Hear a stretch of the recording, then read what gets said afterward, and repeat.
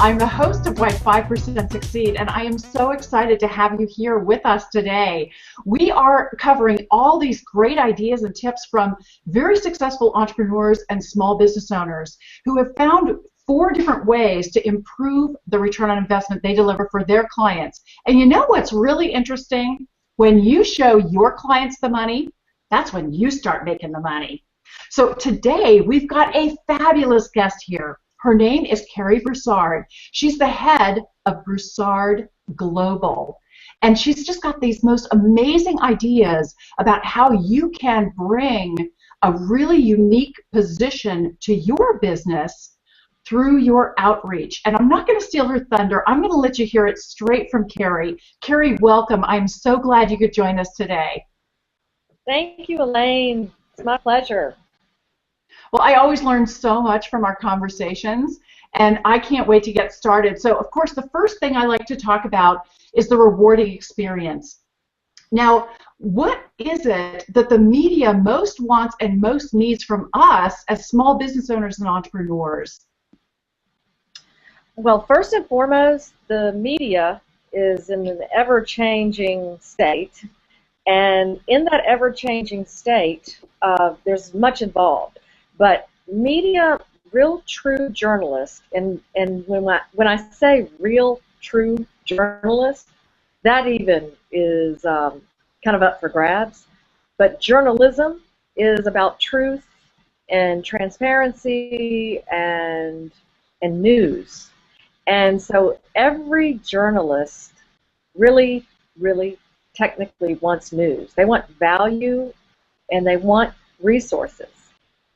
And that's where we're going to talk about today, is not only about how to build your brand with the media, but also how you can become a resource to the media as a valuable business person or organization.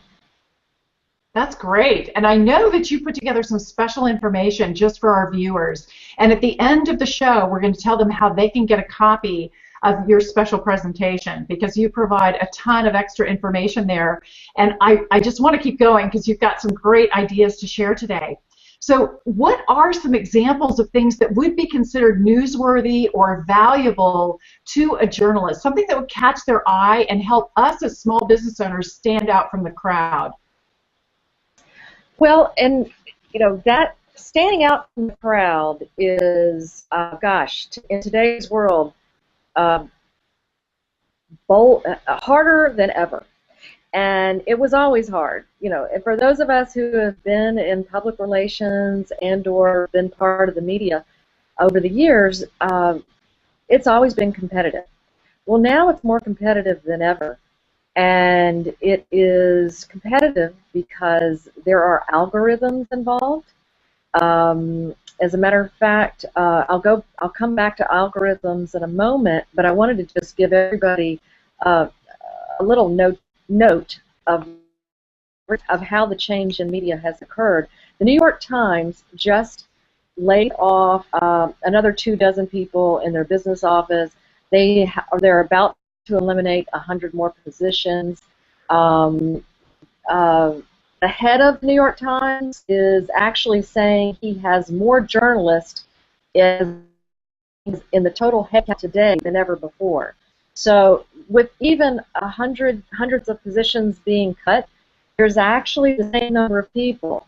So 1,300 people actually still work for the New York Times, and that's a larger number than before. And so the reason I'm bringing this up is because news is still so much a part of branding.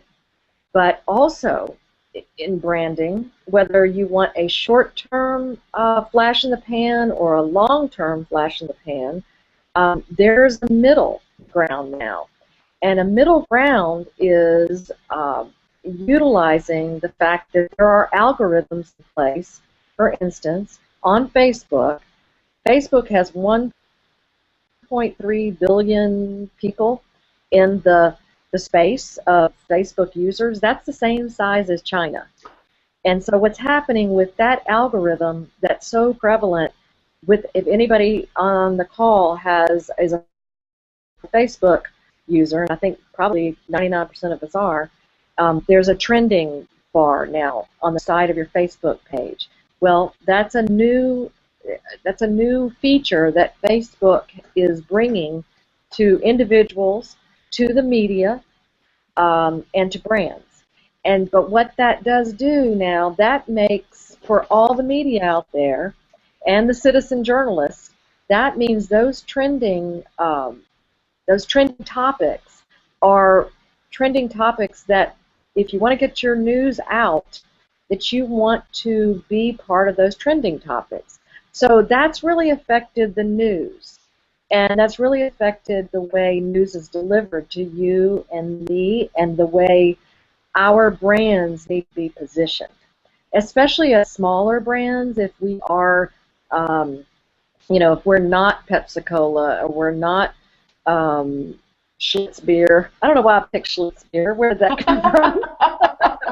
If you're not a beer company, if you're not a company with a big advertising budget, you have to stand out. And so to answer your question, it's not as easy as it used to be, I guess, Elaine.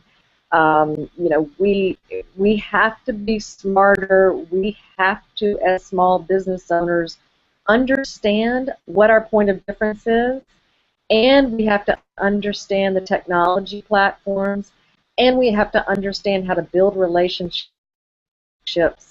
with the media and on social media platforms. That is great. And I loved what you said about following the trends, because that's something we can all access, whether it's on Facebook or checking out Google Trends. They're there, and it's easy for you to find them. So if you attach what your topic is to whatever that trending topic is, you're much more likely to be noticed. Now, Cary, there's another concept that you share, and a lot of people have used the term social currency. And often it's in association with your social media networks and how many followers you have, and that tribe, so to speak. You've got a slightly different take on social currency. Would you please share that with everybody? Sure, Elaine. I have always used the term cause marketing or cause-related marketing, purpose-driven branding, and really the term social currency makes a lot of sense. I have not used it technically myself, but I think because people are so attuned to social venture capitalism and social media, the two are connected, I think, in social currency, but I think it could be potentially misleading to some.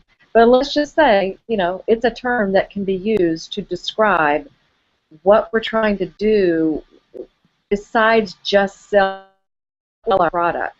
We are in business as a cause-related company, for instance, Broussard Global is, because we want to help clients who are doing good things for the community, for their employees, for their customers. It's not just about, I want to sell more razor blades, and I want to be only adherent to my shareholders. There's a movement we actually are very involved in called conscious capitalism. That's another term. Whole Foods is a big proponent. As a matter of fact, John Mackey wrote a book called Conscious Capitalism based on this concept with Raj Sisodia. I want to give him credit also. And what they do, it could be very similar to a social currency, is they have 5 stakeholders they talk about. It's the customer, it's the community, it's your employee, it's your partnership, your vendors, and of course it's also your shareholders. So if you treat all 5 of those stakeholders equally as a business in particular, there's data, strong data, that shows that companies who do this are much more profitable than their competitors. Southwest Airlines would be an example, Trader Joe's, as I mentioned, Whole Foods, all very profitable companies. I think Zappos would fall into that category as well, and there are many, many others. I hope I answered your question. No, you totally answered the question, and thank you. That's a really great synopsis, because these terms get used all the time and people don't always understand what you're talking about, but especially since you have an expertise around cause-related marketing. And we as small business owners, we think, okay, yeah, but what do I have to offer some big nonprofit that I'm going to be able to connect with what they're up to and get some exposure in the media? But that does happen, right? And I want us to move on to talk about the second thing, which is relationships. I'm still learning how to use these overlays, and I never go the right direction. Okay, relationships. So when it comes to relationships, what are the expectations that the media have of us to be good PR partners? Are there certain protocols that the pros know that the average business person just isn't really clued into? Are there some tips or tools that you can recommend for us to be good partners with the media? Yes. As a matter of fact, and by the way, you are the go-to person for Google Hangouts if there ever was somebody. So thank you to you and your team. I mean, what a great tool to use to reach the media and to reach your customer and to reach your stakeholders. So thank you very much. I really appreciate you doing this today and showing all of us a lot about what we can do with Google Hangouts. So building relationships, again, is pretty big. In human relationships, we want to be respectful. We want to do the research on the media, who we want to target. We want to find out about them, find out where, I'm sorry, I'm pushing forward on the camera. We want to find out what content they're interested in. We want to find out what their deadlines are. We want to also find out in particular, because you could spend all day long, all month long, 24 hours, 24/7, researching media, but you want to find out who's interested in your subject matter. And it's better to start smaller than larger, although the platforms that can be used to send out a press release, of course, in a large way can be sent with all the social media and search engine optimization opportunities. There's a way to blanket a wide array of journalists or citizens journalists as well, bloggers, everything you can think of, somebody that would write about your subject matter. You can certainly, reach 1,000 people, and I'm just picking 1,000 off the top of my head, who might be interested in your subject matter. However, it may be more effective to build relationships more one-on-one or one-on-5, if you will. I'd rather have 5 to 10 to 15 to 50 good relationships in the media or with bloggers and or some other type of platform that a media person who's interested in my subject matter is using, so that my message reaches the right people. We, for instance, use it's a platform, or it's a resource, I should say, called Harrow, and I know, Elaine, you've heard of this and used it. Help a reporter out. And Harrow, the way we use that is to find out what media are out there and what subject matters they are interested in. I'm not going to contact somebody who's interested about food and beverage if I'm promoting my client who's in wealth management. Now, I will give an example of a client who her target market is the financial world. So we went on Twitter, we found out who was tweeting about the subject matter that we wanted to promote for this client. We built relationships, Googled them, found out as much as we could about their publications, what kind of deadlines they're on, basically, how to help them in their jobs. And we used email, we used telephone calls, and we used Twitter. Some of them are on Facebook. We use LinkedIn, all the platforms that you know about. But the best one in particular, our client, Cary Broussard, who wrote a book called The Complete Family Office Handbook, which some could say, what? But there's a whole audience of media out there who know what that is, but their audience isn't necessarily at all on social media, but they're listening to NPR. So we were able to get that particular client a great story on NPR Marketplace because it was so completely targeted, but we had to pitch the story. And it was, in some ways, it was actually not necessarily just a round peg and a round hole. We had to come up with an angle that particular NPR reporter was interested in, and guess what? The story was recorded. They went down to Florida and interviewed her, and then that story didn't run for 3 months. So for 3 months, I didn't pick up the phone every week, even though perhaps my client wished I had. I didn't pick up the phone and bother that reporter. It was just like the story was in the can, but it wasn't running. And so that's a fine line too. And again, it's kind of common courtesy. I was in a meeting last night where somebody said, "Oh my gosh, is that person using that particular PR agency?" And I was with a group of journalists, and they all told story after story about how this PR firm just bugged all the what out of them. And they're like, "She makes my day so hard because she's calling me and pressuring me." So you don't want that reputation. You're really leading into my next question because I wanted to find out what are some really good tips to maintain a good relationship with journalists. Obviously, don't bug them all the time. Try to provide really good, useful, insightful, relevant articles and information for them to do a story around. But what is the protocol? How much is too much?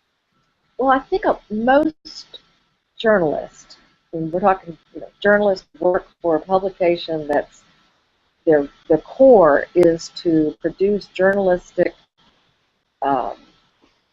output. They pretty much do their own research, but if you have news, like to send them another article from another writer isn't necessarily, that's not a good thing to do in most cases, because that's like, here's what your competition is doing. You got to know that person pretty well. If you don't know that reporter very well and you're trying to build a relationship with that particular reporter, retweeting their tweets is a good thing to your audience because it shows that you're following them, replying to them in some way. If you have a question about something they've already written about, building some rapport with them before you, boom, this is a perfect world because the budgets aren't huge always and we don't have always the right time. If you do, boom, hit them with some news right away, at least be gracious about it and say, "I know you're busy. I wanted you to see this because I think it would be of interest to you." And then follow up with an email. Primarily, most reporters are interested in an email versus a phone call, although once you get to the point where, you're talking, phone calling, even texting, if they, allow you to text them. And I say allow you because I would ask permission to text anybody. That's great. Did I answer your question? You totally answered my question. I want to reframe what you said just a little bit because I think it was so important. And I really want to emphasize this point that you just made, Cary, because it was a breakthrough moment for me. Oh, good. You can really help reporters when you give them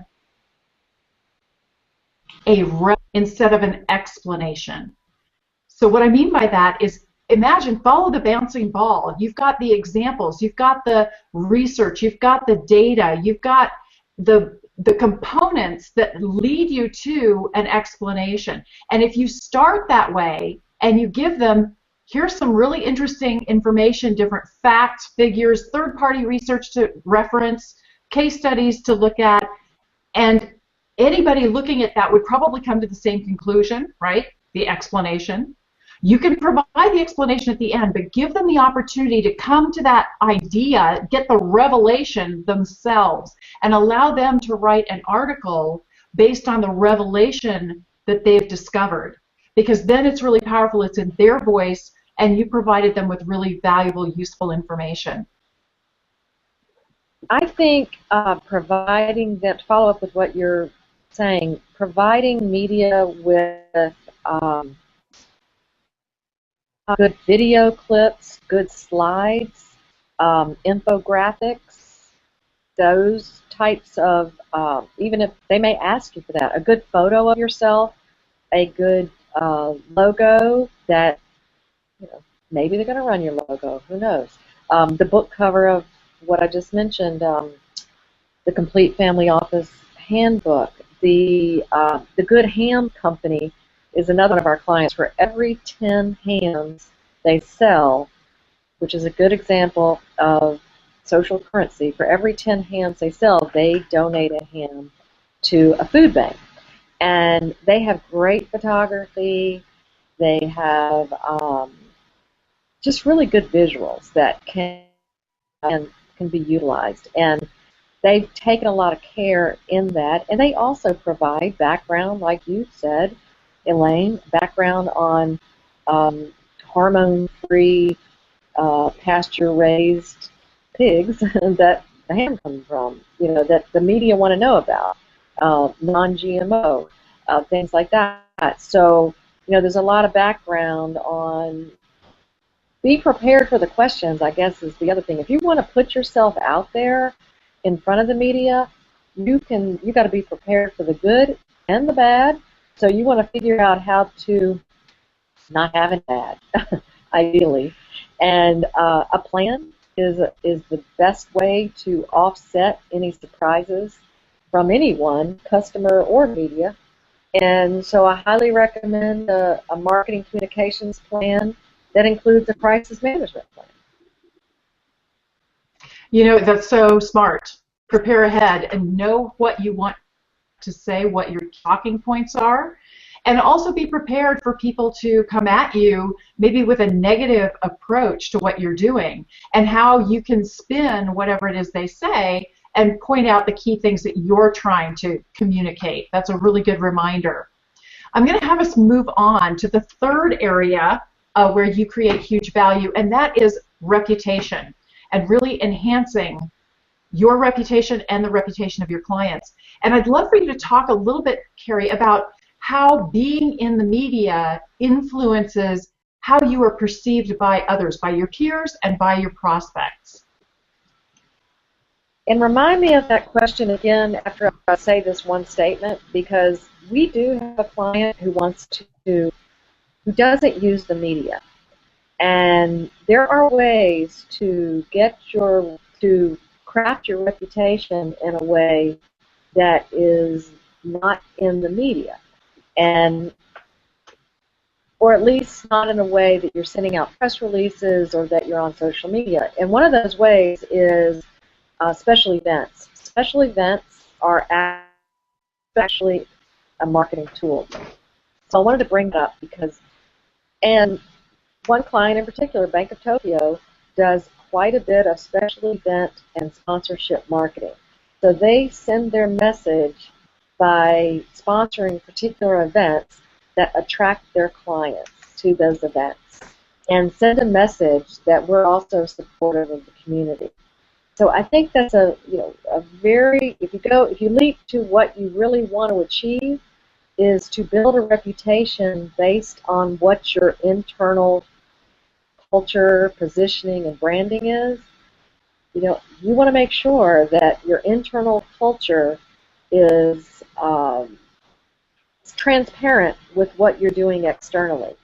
And the internal culture of the Japanese bank, Bank of Tokyo, which is actually going through lots of mergers and changes right now, that's how they approached their reputation management. It was an internal, we did a lot of internal work for them, still do, and also the sponsorship marketing of events.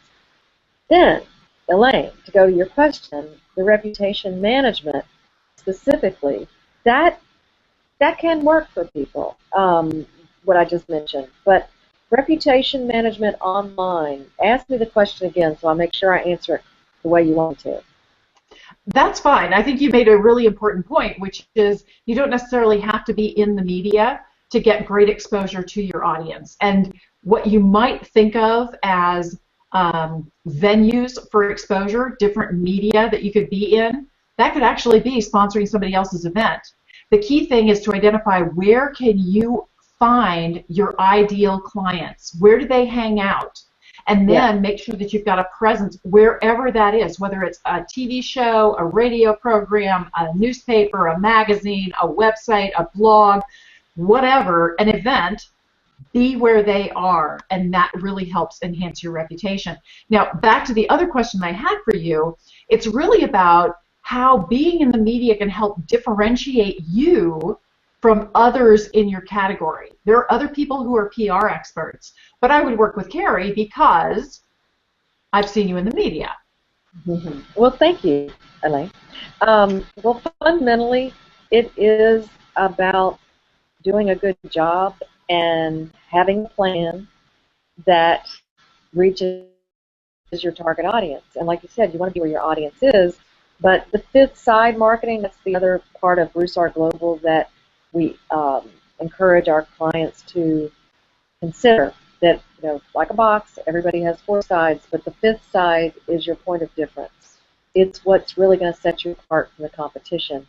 And it has to be authentic. It has to be about you. You can't sell or market or build a reputation based on something you're not. And so it's really doing a deep dive in a way that you find out, what are my values? What is so great about my product? What problem am I trying to solve, or what what problems are out there?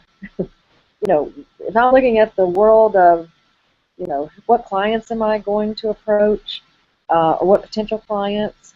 What seems to be the issues that are most important to my target audience? And I think right now, when you ask about my company, I think people are confused about, where do I spend my time? Do I put all my efforts on social media? Do I put all my efforts on direct sales? Do I send out a press release?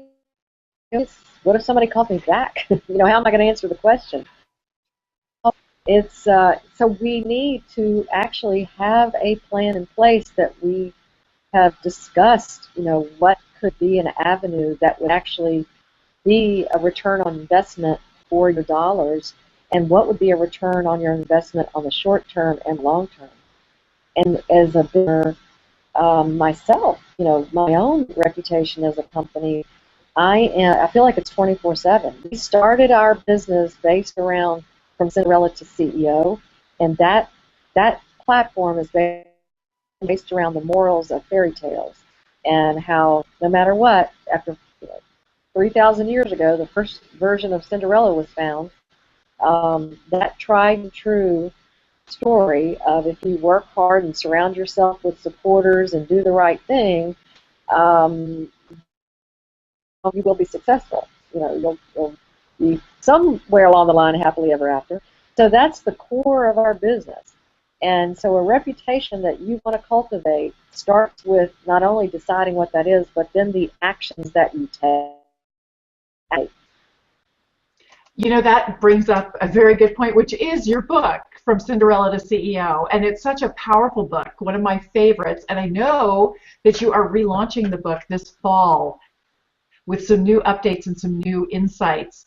And I'd love to have you just give us a quick synopsis of what are the biggest takeaways that people get from reading the book. Did you notice how I slipped that in there? Thank you. I did.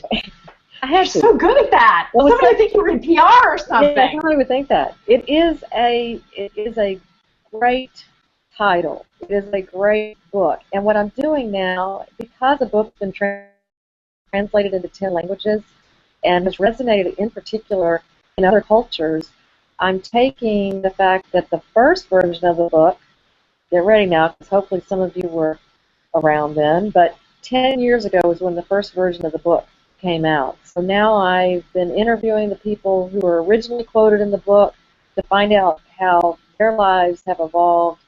Many of them CEOs now of very, very large companies were just starting out when I interviewed them 10 years ago.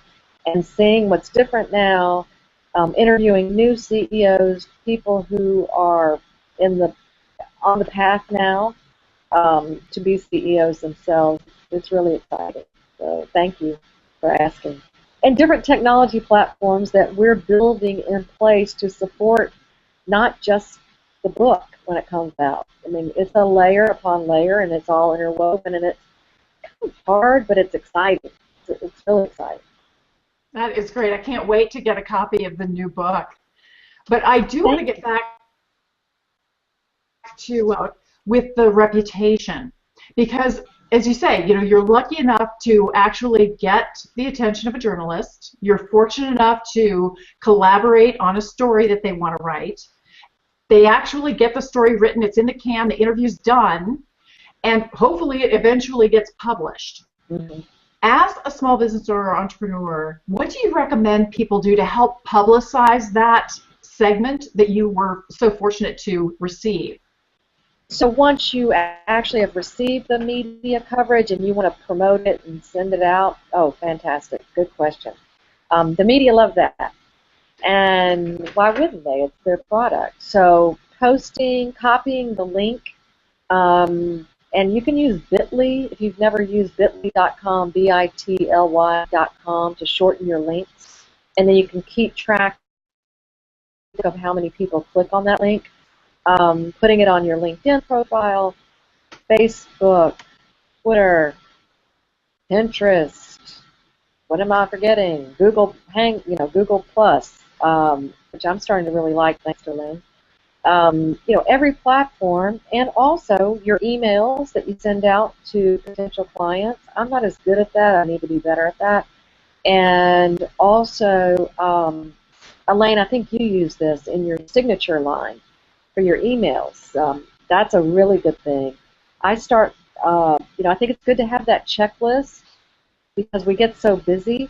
If you can create a checklist that for anything we do, right, that we're trying to scale up, it's a great thing to have that checklist in mind. Once you get the media coverage, how you can amplify it through those additional links.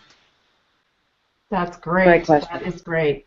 Well, I'm going to move on to the fourth segment of how you create value for your clients, which is the revenue.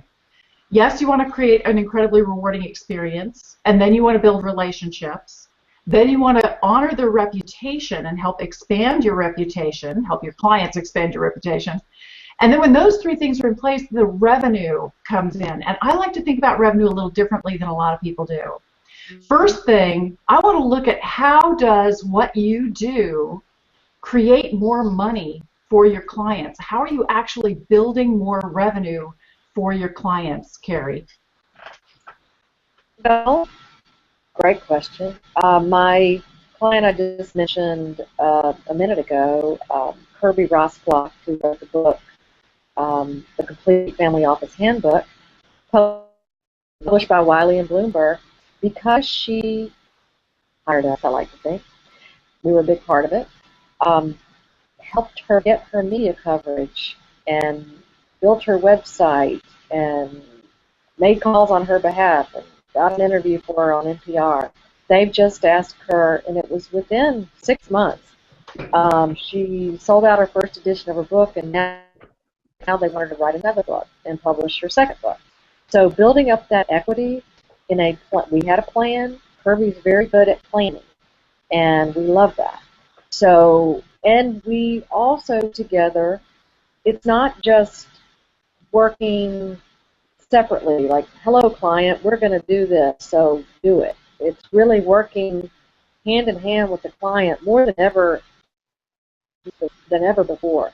That I think that because people do have knowledge, they've gotten more hands-on expertise with the tools. So the ROI comes in with, also along the way, I think, Elaine, in that you can learn from your client, or you can learn from the social media platforms as you're going along, moving the needle. So there's that learning ROI that I think is really exciting in this field right now, whereas I think it scared a lot of people in the beginning. A lot of people lost their jobs, in journalism because the platforms changed, and communications people have had to reinvent. And so it's a disrupted field. So the ROI had to go someplace, right? The ROI goes into the learning and then applying your learning. But there is constant, it's either publish or perish. You've heard that term. It's always been used in the academic world, but it's literally now almost, the term citizen journalist is becoming a pretty common term. It is the ROI of, you've got to have a platform if you have a product and a service, or if you want to be in the communication field and be known. These are ways to do it. You could actually, as you're doing, Elaine, creating your own program. I love it. I know I can answer that question for a lengthy amount of time. But yeah, you did. You did. And actually, I want to reference something that another great guest of ours mentioned, because I asked this question of Professor Metz, who is a fabulous journalist. Hopefully, Professor Metz is actually watching today. And he writes for theexaminer.com. And when I asked him this question, he said, well, frankly, when you're talking to a journalist, you are talking to the money. Because we have the audience, we have the followers. If you're trying to reach that audience, you get there through us. So you're talking to the money when you're talking to the media. And I loved that soundbite. I thought that was brilliant. Now, that's the second. I know. Feel free to steal that, because I think it was really, really good. No, I think that's interesting. And there's another one that I've heard. One that the consumer or the public now is also talking to money, right? Because you can go straight to, you don't have to go through a journalist, but that also can be said, that you don't pick fights with those who buy their ink by the barrel, which is another great, ink is not necessarily something obviously you use electronically now, but it is, very important. The Amazon just bought the Washington Post, so it's a hybrid. You're definitely talking money in such a complex way, but if you don't deviate from really the truth and the authenticity and being a resource, you're going to get respect of money, meaning the sort of the non-biased money. I like to think in a really good. I like to think media like that. Absolutely. Well, after I want you to ask about how do you help your clients make more money, and obviously you do by getting them those connections with journalists and helping them position themselves effectively so that they have a much better communication with their prospects and they're more likely to get new business. So that's how you help them make more money. Now, how do you help them save more money? I think you alluded to this a little bit when you were talking about some of the new tools and new technology.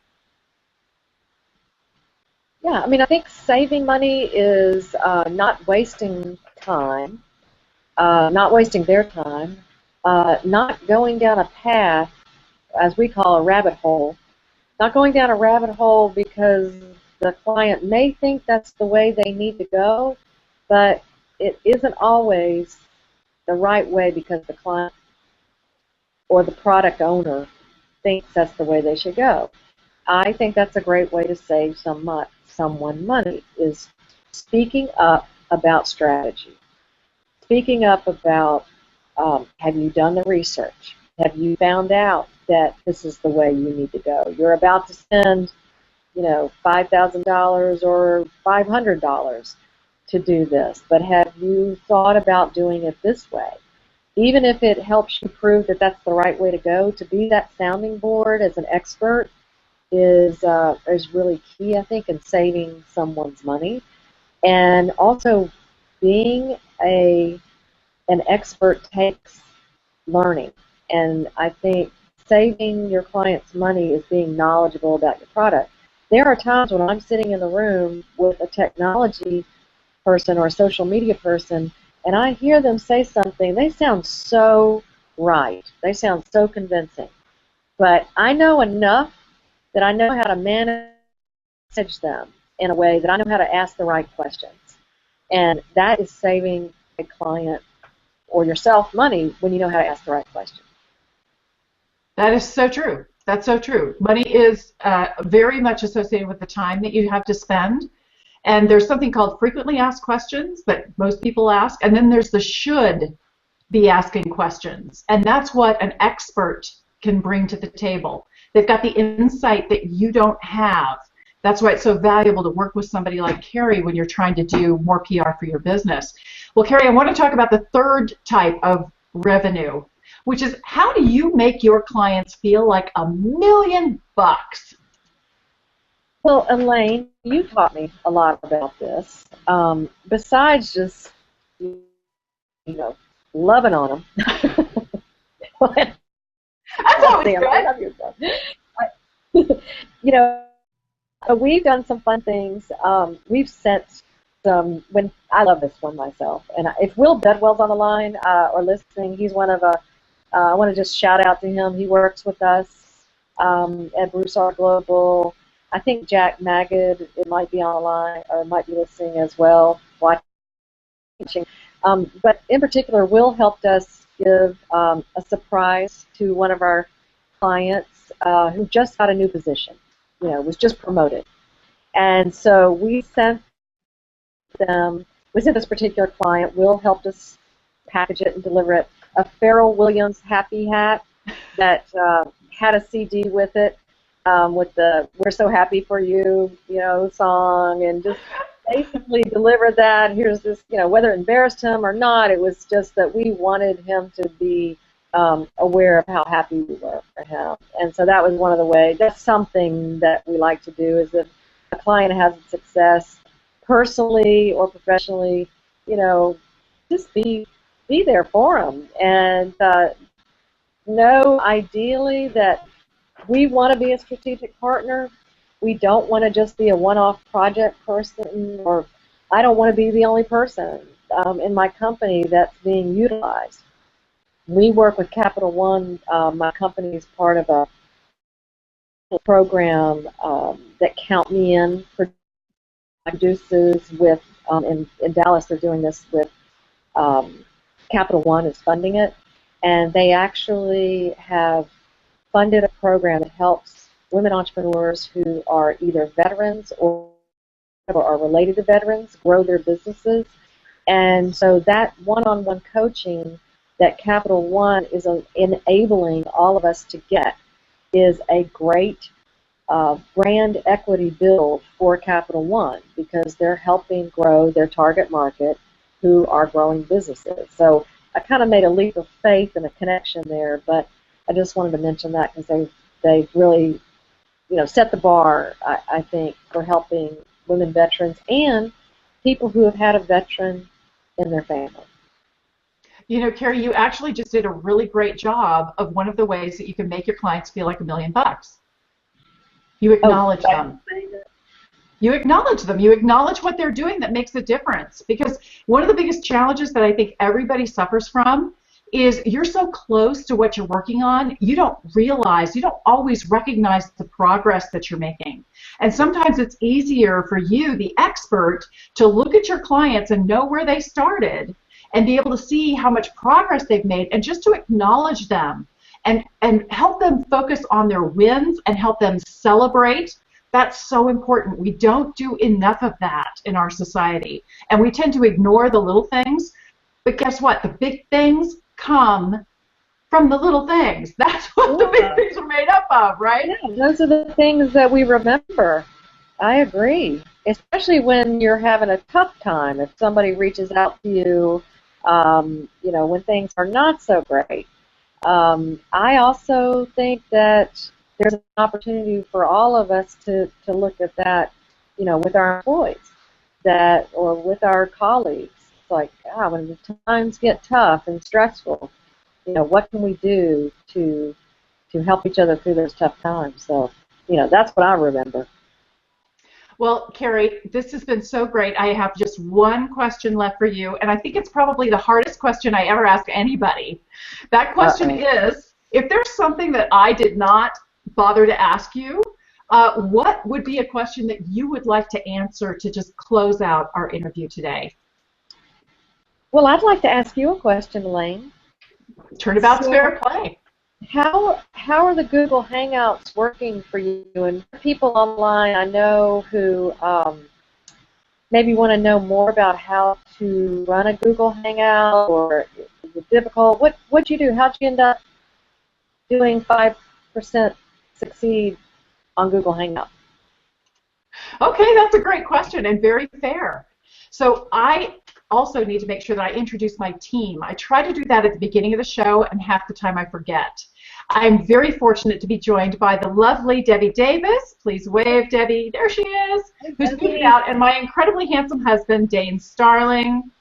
These two are, thank you, honey. These two are my Hangout producers, and what they do is they're focused on the comments that are coming in on the events page. People can ask questions of me or of my guest, and I really need to be focused on you, Cary. I've got to be totally one-on-one with you and in the zone on what you're saying, so I can pick up on some of your sound bites, so I can emphasize some of the points that you make, because you're so brilliant. And I really want to make sure that people notice the critical, important things that you're saying. So I've got to be focused on you. And by having Dane and Debbie looking at what's going on the event page, they can call my attention to any questions that people have, so we can actually involve the audience in the conversation. The thing that I love about Google Hangouts is that the recorded show remains forever. I've got a video editor who edits the show for me, puts the intro, the outro, the theme music, all the lovely stuff, so takes out hiccups and little problems that we might have, so we look beautiful. And then if anybody has a question later, they see the recorded show, they can ask a question there. And as long as they flag you by doing plus Cary Broussard or me plus Elaine Starling, we'll be notified of their question, and we can get back to them with an answer whenever they post the question. And Google Hangouts are available worldwide. People from around the world can watch a Google Hangout. I'm really excited. I'm going to have my very first international guest with me on November 5th. So this is an incredible platform where, yes, you can connect with outstanding experts like Cary Broussard and others to get insights into their approach and their ideas, their favorite tools, tips, techniques, tactics that you can then implement in your business right now to make a difference. So if you missed any part of the show, I hope you'll take the time to rewatch.